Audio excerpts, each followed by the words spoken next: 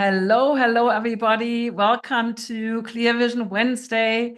I am Claudia Mühlenweg, the creator of the Natural Clear Vision Method and the founder of the Natural Clear Vision Institute. And today we have a really important topic to cover. And this is something that's usually not discussed in the content of vision loss, eye diseases, vision problems like myopia, presbyopia, farsightedness, astigmatism. And this is an important topic that, again, we don't hear much about. So I'm excited to bring back Dr. Irene Cop, and I won't read her bio, but she's the founder of the Shift Institute, and she will talk to us about things you don't see that can hurt your vision. So welcome, Dr. Irene Cop. Welcome back. Oh, thank you so much. Hey guys, I already see some people in the audience that I know and love. So, hey Donna, Thea, so happy to see you. It's such a pleasure to be back. And I'm on a mission to catalyze a health revolution. And you know me, it's one of my pet peeves to be told that something is incurable, even as a medical doctor and a doctor of chiropractic, acupuncture, all of that is like, don't tell me that, something's impossible to heal. And vision and eye disorders is, one of my favorites to work with, both personally and professionally, which is why I always love hopping, whether it's into your challenges. I've taken your course a couple of times, and then coming here and talking with everyone here. This is awesome.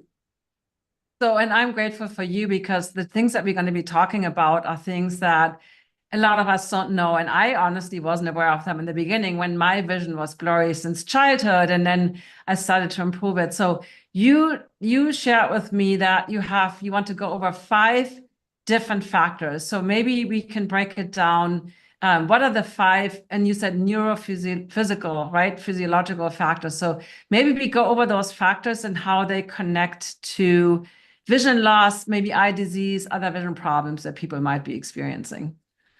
Absolutely, absolutely. And I know we have a very short time because you and I could talk forever, and especially when I'm passionate about something. And so I'm going to go fast. I'm going to go fast today. And if we have time left over at the end, then I'm happy to go back and answer questions. So 5 hidden factors. So I'm going to back up really quickly and say 21 years ago, hard to believe that it's been that long ago, my family and I nearly died in a catastrophic car accident because I was beyond burnout in what I call flame out syndrome. And I literally crashed and burned, developed a hidden physical condition that caused me to lose consciousness while driving and drove into a massive rock face in northern Canada. And my youngest son, who was 4 years old, had a catastrophic brain injury, needed to be airlifted to the nearest hospital to undergo emergency life-saving surgery. They didn't know if he was going to live for a few weeks. And then after he did, they said, well, he's never going to walk, talk, or pass high school. In the meantime, I was in a different hospital. This is during the first SARS quarantine. So if any one of you has been in that place with the sea bug, that they were in hospital or a loved one was in hospital and you couldn't see them, I feel you. I've been there on the inside. And so I was in this other hospital with 10 broken bones. And it was truly the darkest moment of my life. And forget the pain of the 10 broken bones. It was the guilt, the shame, the remorse of how could I have done that to my young sons? What kind of mother was I? What kind of doctor was I? And over and over and over again, as I'm like having this pity party, I'll call it that, it was this why me? It was like literally, it was like, why me? I did everything right. I ate right. I exercised. I taught meditation. I did yoga. In other words, I did everything that you're supposed to do to have be at the top of your game when it comes to your health and your energy. So what happened? And So that was really the why me. And so what I'm about to teach you today is the culmination of answering the questions. Number one, that I found it absolutely unacceptable that my son would live as a special needs child despite missing 20% of his brain. So I needed to find whatever answers I could to heal the unhealable. And I needed to find the answers as to why I crashed and burned, because I realized that it wasn't just me. I was just simply a statistic, one of millions, hundreds of millions, and now since the sea bug, we can literally say billions of people who are in that place where they've either crashed and burned or they're about to. So I'm on a mission to stop that. So the shift formula and everything I'm about to teach you today is the answer to all of that. So what I realized is that as much as I was doing everything right, and does any of this sound familiar, where you have done everything right and you can't understand why this is happening to you? Well, I'll say me too, and you're not alone. You're not alone. So what I discovered was that there are these 5 what I call secret saboteurs of your health and energy. Think of them like energy vampires, just sucking the life right out of you. And they are operating most likely without you even realizing it. And so you can literally be doing everything right. You could have taken Claudia's course. It's amazing. Take it again. Trust me, do it. It's meant to be lived, not learned. And at the same time, you need to eliminate these 5 silent saboteurs to really set you up for healing success. So let's jump right into it, shall I?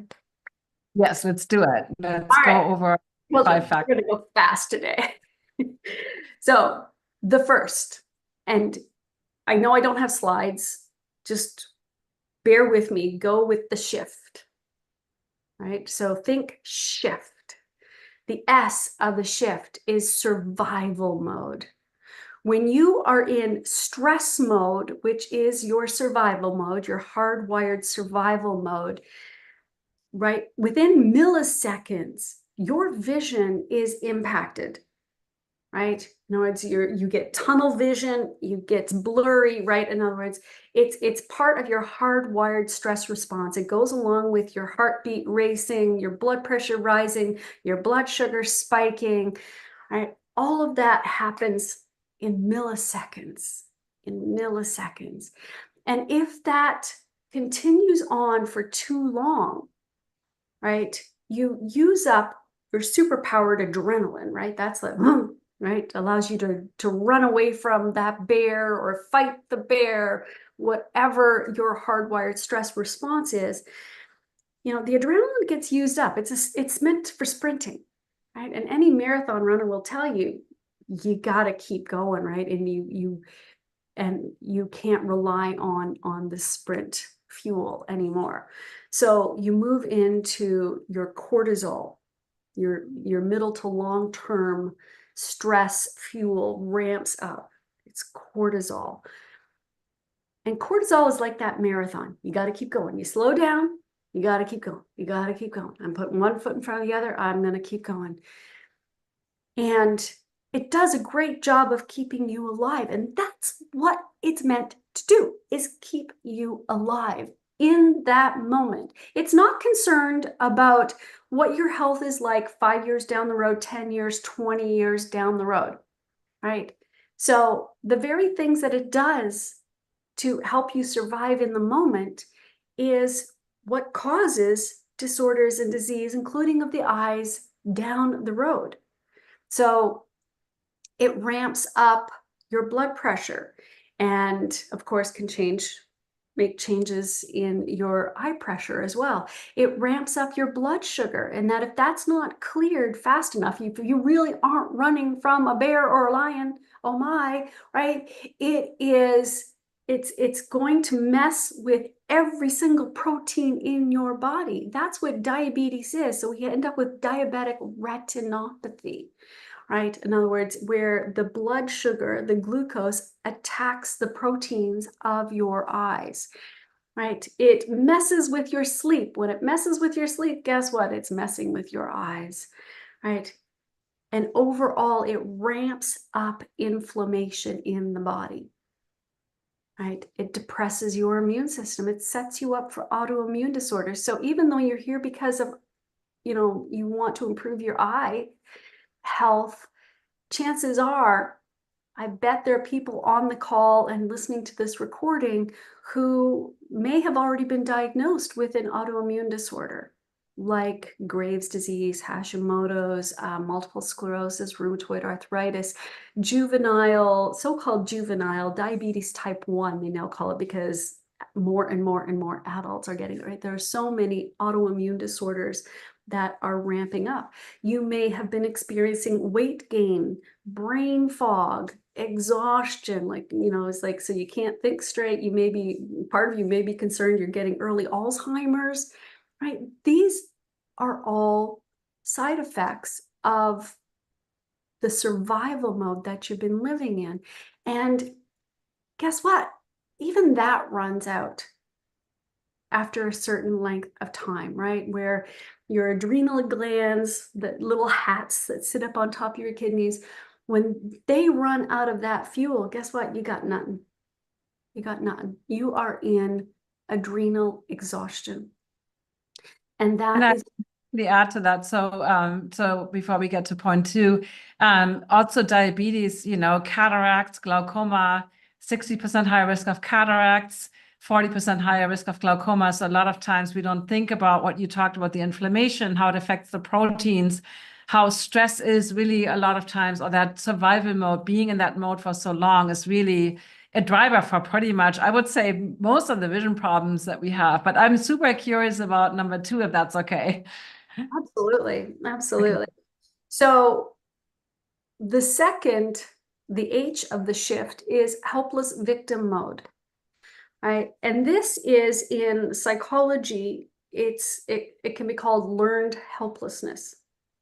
It's where you feel vulnerable, out of control, powerless, afraid, like life is being done to you. You might feel like a puppet on a string. Can any of us think of any time in the last few years, right, where we've all felt like that with lockdowns and everything? So the challenge is that when you are in that victim mode, and I'm talking neurophysiologically here and psychologically at the subconscious level, the challenge is, if you live there long enough, it can become your identity. It becomes who you are, right? So even when the big bad wolf goes away, or in this case, the sea bug, for instance, guess what? We lived with it for so long that our subconscious mind believes that we are still there. We are still victim. And what is a victim? Where are they living? In survival mode. So it literally throws you back into survival mode. It's like double jeopardy. So basically, a lot of times we talk about this, and I don't know if that's the same thing as helpless victim mode, but that idea, I have a cataract, I have diabetes, I have a brain tumor. Like, it's almost like identifying ourselves. Is that kind of in that same belief? Because we all do that, right? We have certain roles, and sometimes we attach ourselves. I have cancer, or where it's almost like, is that related to the helpless victim mode, or is that something different? Bingo. Okay. In fact, one of the things I teach, and we didn't go over SOS tools. If we have time, we'll do that for the survival mode. The helpless victim mode, one of the fastest ways out of it is, words really do have power. right? It's recognizing that you have choice and control in every situation, even if it's just in changing your perception of it. And I know Trisha is on the call. She is the mindset maven, right? So she is here to help you with this, right? Like and one of my favorite heroes and mentors that got me through some of the darkest times was Dr. Viktor Frankl, who survived 4 Holocaust death camps, lost everything, had everything taken from him, was in constant fear of his life. And yet he said, everything can be taken from a man, but one thing, and that includes women, the ability to think and the ability to respond in any given situation. And so it's recognizing that when you cannot change anything around you, the one thing that you still have control over, and really the only thing that you ever have control over, is yourself. And one of the simplest ways of doing that is recognizing, thank you, Trisha, I see that you put it in the thing, is how you use your words. So many times I have people who will say, my cancer, my pain, my eye disorder. Well, guess what? If you're calling it my blank, you are owning it, right? You are telling your subconscious mind it belongs to you. It's part of you. So you may be saying, I want to heal my vision. And your subconscious mind is going, no, you don't. You don't want to get rid of that. It's part of you. Right? It's also so when people say, I hear this, I always talk about this, oh, I'm blind like a bat. It's like, I look at their glasses and they have some kind of -1 nearsightedness or some, I'm like, you're not, but it's exactly that thing, right? How do we talk? So the language, the words matter. All right. So what's number 3? I'll just finish up really quickly and say the best way to make that shift is I always envision, and I teach my clients this, to envision, where's my hand? Envision a reality TV screen out here to the right side. And so put it all out on that reality TV screen and go, that's interesting. The eyes are more blurry today. And say it that way. You may feel really funny, but put it outside of you. Say, oh, there's pain. Wonder what it's trying to tell me. Oh, there's fear. Right? In other words, put it outside of you so that you're no longer owning it. Because when you put it outside of you and you are, and you're observing it, right? It no longer controls you. You are no longer that puppet on the string. So cool. So visualizing, it's almost like when in meditation, we kind of observe ourselves as if we're coming like from outside of us. So I love that. So you're putting that on I love that idea of a reality TV screen. So it's there, because saying I don't have, this is not true. It's also, that doesn't, right? That's not right. So then our smart mind is like, no, wait, you do have that. So I love that, putting that on that reality TV show. That's awesome. Absolutely. Absolutely. So we've done survival mode. We've done helpless victim mode. The next one, the I of the shift, is I'm inadequate. And I use that very specifically because so many of my clients, and see if try this on for size, don't own it, try it on for size. This is where you feel like you're not enough. So many of my clients, and I believe that this falls into vision as well, are perfectionists, and they feel the need to strive for perfection. Here's the thing, in order to just be enough. In other words, they are feeling inadequate. And I use inadequate instead of incompetent, because inadequate means that you are deficient, you are broken, you don't have what it takes. And this comes from glitchy programming. It comes from glitchy programming where you have been taught that you are less than enough, right? And it can show up in so many different ways. Perfectionism and actually overachieving is one of those ways that it can show up. However, it's like you're striving for perfection. Think of yourself driving like a Bugatti, Ferrari, whatever you want, your favorite high-powered sports car, and you're out in the Mojave Desert or something, and so you got this long flat stretch, and you've got your pedal to the metal with one foot like on the gas pedal, just trying to go as fast and far as you can, but you're riding the brake with the other foot, right? In other words, you're either not going to go as fast and far as you want, or you're going to wear out your components of the car a lot faster. Well, think of your body as that high performance sports car, and your eyes are like the epitome, right? Because they show everything. Your eyes really are the mirror to your soul, right? And your physiology. Sorry, but yeah, who has never felt this, I'm not good enough, I'm inadequate? I mean, school alone, I mean, for me, it was like, unless I was a perfectionist and I did my homework extra well and I wrote super neat, right, that was the only way. Like the second you didn't perform, or you know, there was always this feeling that you were inadequate. So I think, I don't know, I think a lot of us can relate to that feeling. I'm not good enough, I feel inadequate.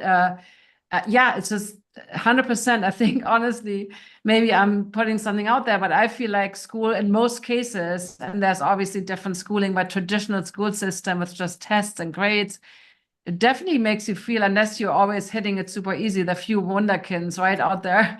But I consistently felt like I wasn't good enough. Like, and I had to study and study, and that's why the perfectionism for me started. So 100% understand that. Absolutely, absolutely. As I said, there's multiple ways, and limiting beliefs fall into this as well. And it can be like well-meaning parents. I knew this Asiatic lady who was told by her parents time and time again that she was worth less than a pound of rice because she was a female. Wow. Right. So, I mean, thankfully she used that as fuel to become, because where she ended up, I'm not at liberty to say. However, she used that as fuel to say, I'll show you. Right. However, right, there's always that core. Do you Right? feel any vision conditions are particularly, and I know you're not an eye doctor, but vision is one of your things that you, like you said, you're really interested in. Do you feel this particular mode is connected to certain vision conditions specifically? Or is it just overall, like, because I can think of, I feel inadequate. It's almost like either nearsightedness, or for me, I was farsighted. It's like doing the things that we require nowadays, right? We reward academia, we reward studying, we reward like being good in school. And as a farsighted person, that is the thing that you struggle with the most. You see the horizon and all that stuff, but it's almost like, who cares about that anymore nowadays, right? We care about all the things. So to me, not knowing, but I think that could be very much related to farsightedness and having strabismus, convergence problems, like that kind of like, right? Because a lot of our work, our how we get rewarded nowadays is with that kind of brainy work. And not everybody does that, but does that make sense? I'm just curious what you think. Absolutely. I could make a case for farsightedness and nearsightedness. And I know I'm going to lovingly disagree with you. Presbyopia. Oh yeah, yeah. In other words, because presbyopia is rigidity of the lens, right? What is that caused by? Inflammation, right? So when you feel inadequate, what does that do? It throws you back down into survival mode. That So makes sense. if you've been living in survival mode for decades, that inflammation is ramping up in your body. And so, yeah, your glaucoma, right? The cataracts, we talked about that. The vision, both short term. I've shared with your community before how I had a very, very stressful job after my first degree. And my eyesight would be fine driving to work in the morning. And by the time I left work in the afternoon, my eyesight would be so blurry I couldn't see street signs, right? In other words, it can happen in the moment, and it can happen over time. So if you find that your prescription is getting stronger and stronger and stronger, right? And if you find that all of a sudden, what, presbyopia, what does it mean? Like, what do they say? Old eyes, right? It's pre-aging, like it's early aging of the eyes, because I'm of a certain age that I should be in progressives if they allowed me to. I don't need bifocals, right? In other words, it's a choice, right? This goes against conventional medicine and conventional thinking that, and I know you feel the same way, Claudia, that it's a done deal, that it's everybody gets this. Oh yeah, everybody gets presbyopia, everybody gets cataracts, 100%. So I'm curious if you're okay with going next to the next one. What is like the fourth one? So the F of the shift is fear freeze. And if I were to look at one, because I often get asked this, like, so what's the worst one? I'm actually going to choose fear freeze. And why? Because fear is at the basis of all of the others. And I'll say T is for trauma, because I'm going to be a spoiler alert here, right? In other words, what determines what, an adverse condition, whether it is traumatic and causes damage to you or not, is fear. I had an example, Claudia, I don't think I ever shared this story with you. I'll tell a really quick story, because it's a perfect example. My parents-in-law were Slovenian and lived in Ljubljana during the Second World War. And my mother-in-law and her sisters, her family, were fearful. They were completely traumatized by the war. They didn't want to have, and they never wanted to talk about it. They wanted to pretend it never happened. Can you say big T trauma? Right? My father-in-law, on the other hand, was one of the top people in the resistance. He was like on the hit list of everyone around, and so he had like 4 bodyguards that would go out with him at all times. He literally broke his brother, who had been drafted into the Nazi army. He broke him out of the Nazi army when he got notification that his brother was going to be sent to the Russian front.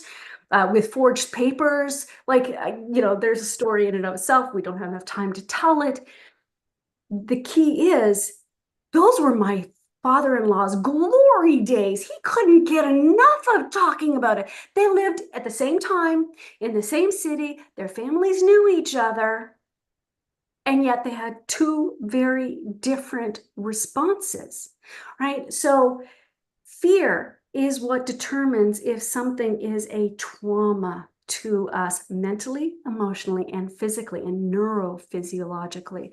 So, and fear, like, what is at the basis of feeling inadequate? Fear. What is at the basis of victim mode? Fear. What is survival mode? It's fear. So, and the most important thing to remember is it's not just the fear that we think about. In the courses I teach, we go into the subconscious levels and types of fear, and death and disability is just one of them. Like, so you can go, yeah, consciously I can say I'm afraid of this, this, and this. I guarantee you that there are areas that you are afraid of that you are not even aware of. And we'll have fun with that another time. So the F of shift is fear, and the T are trauma triggers, right? All of which throw you back into survival mode. So you just feel like you're climbing out, and it's like you get smacked down back into what I call the valley of fear and survival mode. So those are the 5 hidden factors, the silent saboteurs of your health. So what I find in my work, and obviously fear is, like you said, one of these big things. I find with nearsightedness, myopia, I find more of that fear-based behavior that started often, either in young childhood or in adulthood, but there was something to be scary about. And when you're afraid, it's almost like your nervous system doesn't want you to be afraid all the time. So it's almost like better to not see the things out there and feel safe in your little bubble, or maybe your home or wherever you are. So have you noticed, and of course it's connected to other things as well, but I'm thinking that's one of the biggest, what I see versus with farsightedness, I see more anger, which can also be an emotional response to a lot of these, right? It's kind of like you just want to be fighting against it. So there's the different trauma response or different response can be anger, but I'm curious what you think before we get into the positive thing. And you touched on a few of the things already, the tools, right? You stepped on some of the things already, but quickly, I'm curious if you find some like stronger correlations to certain vision conditions in your work. Absolutely. So fear, and the reason why I call it fear freeze, think of like a rabbit shivering in fear, right? Please don't notice me. Please don't notice me. Or a deer caught in the headlights. Uh-huh. I've hit a few of those over my lifetime, living where I live. Right. So yeah, that is the worry wart, the stressed out worry wart. That is where you feel paralyzed by fear. Right, where you feel powerless. It's the victim side of it, where maybe you want to run away and you can't. Right, because maybe it's your boss who's yelling at you, and it's just not appropriate for you to say, gotta go. Parents, right? Or your parents, maybe you Or grew your up. parent, or your spouse, right? Right. Whereas Hulk mode, right, anger, right, you just want to you got to do. And I want to make a point here. These hardwired stress modes are just like animals. We all have them. There's no right or wrong, better, worse, right? It's based literally on our physiology, just like a gazelle is made to run and a lion is made to fight, right? It's just the way of it. And it's how they show up as stress on the good side, right? Hulk mode, right? When they're not in stress, right? Out of balance in Ayurvedic medicine, as they call it, they are actually the doers. They are the get doners, right? Right. So I prefer to think of it in terms, instead of right or wrong, are you in balance or are you out of balance? And when you're in survival mode, you are knocked out of balance, right? So yes, in the case of the Hulk mode, right? Exactly, right? You're going on the attack. You want to be able to see, right? So absolutely, you are becoming the predator, right? So I completely see how that would be. Great. So let's talk about you already touched on a few things that people can do to get out of these states. And I know you have a 5-day or a challenge coming up where people can learn more about it, but tell us a little bit more about some tips that, maybe are easy to implement, and then some things that you teach in your program, how we can help all of us. Absolutely. So the most important thing, and I wanted to show, am I able to show a... Yeah, you should be able to, I think you are, I made you co-host, so you should be able to share a picture. I think one image that we wanted to, I'm going to unhighlight myself so that we can see you bigger in your just screen. pulling it up here really quickly before I share screen. All right, so the key thing that I want to be clear here is that it's a primary importance that you shift out of survival mode before anything else will work. Because we're not just talking about, and Trisha, I love you, and I'm a meditation instructor. When you are in survival mode, it's the worst time to meditate. And I say that as a meditation instructor. Mindset doesn't work. The reason being is that, let me find this really quickly here. Can everyone see this picture? We see it. Awesome. So what I want to point out here, this is the neurological, what's happening in your brain under stress. survival mode, trauma mode, right? Fear mode, victim mode. This is what's happening to your brain. To give you an idea, this is the front. This is like in front of your forehead here, right? Back down here, behind actually these writings is the occipital lobe here, right? To give you an idea. So when somebody is under stress, their prefrontal cortex, what I call your thinking cap, your executive rock star team, is literally knocked offline. It's like having a functional brain injury. Like literally, give me a lobotomy. Like it's like you're not thinking straight. That is why mindset will not work until you flipped that neurological switch from survival mode into success, healing, creative thinking mode. So when you are in survival mode, even if you think you are, this is like a drunk thinking they can drive, right? That they're fine to drive. Oh my God. Yeah, perfect example. Exactly. You are not thinking logically. You cannot come up with creative solutions. You cannot make good decisions. You cannot galvanize yourself into action on those good decisions. And you cannot regulate your emotions. So what do? You go into Hulk mode. And you want it this way if you're truly faced with a lion, tiger, or bear, right? Because or you run away, which is right, like run away, right? In other words, that is the moment that it's not the time to think and go, oh, let me think about this. Is it better if I run, or would I have a better chance of surviving if I fight, right? You'll be somebody's lunch, like fast, right? So this is a hardwired stress response that happens in milliseconds. The challenge is that we are the only creatures on this earth who are living in our survival modes with no break. Why?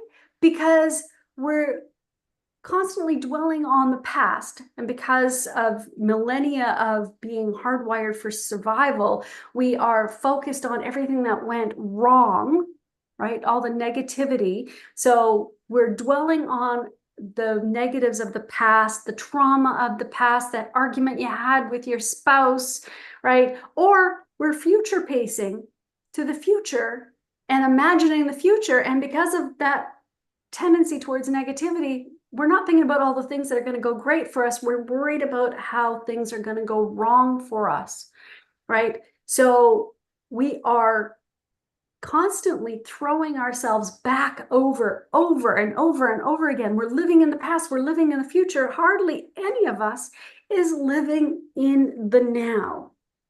And that's when we have eyesight. Now you say that we only have eyesight in the here and now. Everything else is imagination or memory or foresight or hindsight. So what are we seeing here? Can you explain what is the left versus the right? Okay, so the right is what most people's brains look like when they are in stress or survival mode. And that is the prefrontal cortex, your thinking cap is knocked offline. Notice here that your occipital lobe, which is your vision, it's also not working straight, right? And the blue that you see here is actually areas of the brain associated with number one, so the presensory premotor cortex. So that's your fight or flight, right? Okay, I'm getting the muscles going. However, there are also areas associated with feeling good. In other words, risky coping mechanisms. What do I need in the moment to feel good? So what are you doing here? You're snarfing back the cookies, the Ben and Jerry's, you're couch surfing and or surfing Netflix for hours on end, or maybe it's Instagram, right? You're mindlessly scrolling. In other words, this is how addictions start. It's simply that it's a way that you're trying to make yourself feel better, maybe numb what you're feeling in the moment. And over time, it leads to a physiological addiction. And don't get me wrong, it's not even just sugar or carbs or drugs or alcohol. It can be to, as I said, social media. It can be to shopping. Amazon did great during the C-Bug era, right? It's like, retail therapy. It could be gambling, affairs, risk-taking, right? On the left-hand side, and here's the key, And what we do at the Institute is that we help you train your brain, retrain your brain for resilience. So that, yes, in milliseconds, everything's going to be wiped offline. However, as you train your resilience muscle, right, faster and faster and faster, your prefrontal cortex is going to light up. Think of it like a high-rise building where the power goes out and then the emergency generators kick back in, right? So here's a functional MRI showing that your prefrontal cortex, your thinking cap, is still online. Guess what? Your occipital lobe is still online, right? So you can see straight and you can think straight. Right? This is the beauty of it and what we teach. And right, it's neurological. It's flipping that switch from stress, survival, trauma mode into healing, success, creative, happy mode. Right? It is possible. And that's what I wanted to show here, that is the key. So the very first step of the SHIFT formula, S, is SOS tools that you can use to help yourself. And so we talked about those. I know we're running out of time. You have a hard stop. May I give one that's like less Yeah, than yeah, I think it would be really great to go over some of the tools, 100%. We have a couple more minutes, so maybe pick one that you find that maybe it's easy to implement that somebody can do right now. Let's do that. So, and I'm not saying like I'm the only one that teaches these. I have compiled them and I have like many, many, many, many. One of the ways that you can actually see I have ear seeds in here, like for auricular ear therapy. The vagus nerve, which is your primary parasympathetic nerve in the body, has direct innervation to the ear, right? It's one of the few spots that it's like, think of it like the super highway of communication to the brain saying it's relax time. It's relax time. So the flap here in front of your ear, the little triangle, it's called the tragus, right? You can rub that, right?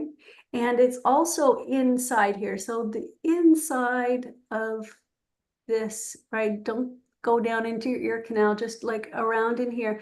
So this whole area and the tragus is directly innervated by the vagus nerve. So you can rub those, and people will say, well, it's not helping.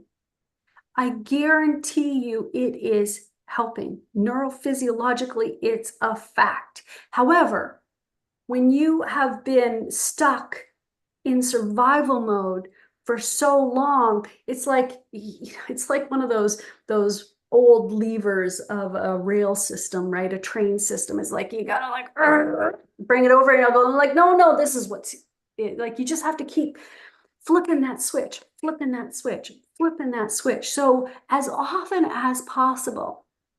And one of the things that I teach, and as I showed that I have ear seeds in, one of the things I teach our community is how to use things like ear seeds and other tools so that you're not having to sit there rubbing your ear. You can literally put the ear seeds on and have them do the work for you. That's amazing. I know you have hundreds of tools, and tell us a little bit about your offer, or you think you have a free challenge coming up that people can participate in. Tell us a little bit about that. Absolutely. I'd love to. So, as I mentioned, because of what happened to my family, I have been on a mission that if I could help even one person, one family avoid the suffering that my family did, I would be successful. And I am happy to say, done that over and over and over and over again. Over 200,000 people worldwide have used and benefited from my tools, our tools at the Institute, and we're not about to stop. We're not about to stop because I'm on a mission to catalyze a health revolution. And yes, that includes for your eyes. So as part of that, if you want to take a deeper dive, I invite you to join me. I am doing a free live mini course this week for the that is a deeper dive. Like literally, we've had like what 45 minutes here, and so if you want to take a deeper dive for 3 sessions, you can join that. And spoiler alert, I will also be inviting you, should you choose to accept the mission, to join us. You'll have a special invitation to join the Shift Tribe membership, where we teach all these tools. We have a whole training track, which I didn't even actually say. The F of the shift formula is flight control, and T is training. In other words, it's training that resilience, right? In a community, which is flight control. You don't have to do this on your own, right? So we have created a Shift Tribe so that you can get the support you need, that you can have the conditioning that you need to create that resilient brain, so that you are optimizing your health, and that includes for your vision. And that link, if you wish to, I don't want me to type it in the chat, it's drirene.life/vision revolution. Type in the chat and I can put it on YouTube. I don't think I have that link right now. Well, thank you so much. That was a quick question about ear seeds. I know it's a little based, the ears representing the whole body, and acupuncture, and there's acupressure points. And I think there are little things that you can see, like little, they look pretty, they look like jewelry, and you can plant them on specific. I have those too. So that's just one of the many, many, many tools that you use. And so I encourage everyone to sign up. And I know you're on Instagram, on Facebook, and we have all the links in the show notes on YouTube. And let me look really quick if there's a burning question. I don't see any questions on YouTube, but this was very interesting. Hopefully everybody learned a little bit about the, those hidden things, those unconscious things that we all, to a certain level, experience, but then becoming resilient with your shift method. I think that is the key, because we can't avoid stress and we can't avoid those things. And we've all been through some level of stress and trauma and, feeling not good enough or not adequate in our lives, right? I think nobody would say, no, that doesn't apply to me. So thank you so much for being here, Dr. Irene. We really appreciate you. And we will make sure we add all the links to the YouTube description. So thank you. And